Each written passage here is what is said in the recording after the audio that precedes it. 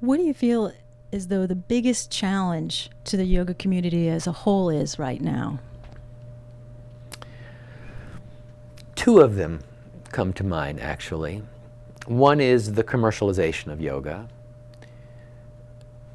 I run a business, so I'm not averse to people charging money for classes and selling things that will help people in their practice, books or props or whatever. But there is a way that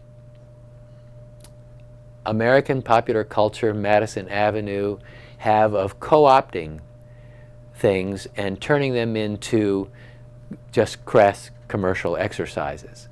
So it becomes then about style, it becomes then about money, it then becomes about status, and what yoga is really about gets lost sometimes in all of that. I'm not worried about it necessarily, because I think yoga is so profound that it's not going to be ultimately sullied by all of this. But I think that people get lost and spend a lot of unnecessary time on extraneous aspects of the practice and get distracted from what yoga is really about.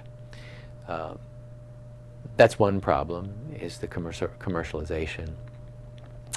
Another problem is, if you will, the balkanization of yoga, meaning people start to get into their little tribes and sects and practices and traditions.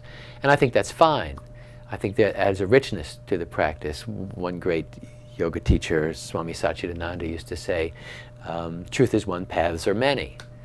And I helped start the Mid-Atlantic Yoga Association here in this area as a way for the different yoga traditions to speak to one another, and got involved with a national organization, Unity in Yoga, for that exact same purpose, because a number of us found that, some people from one tradition were going, that tradition over there, they don't know what they're doing, it's a stupid thing, and then the other tradition would do that back to them, and it was, this doesn't have anything to do with yoga. Yoga is about unity of spirit, unity of humankind, unity of everything.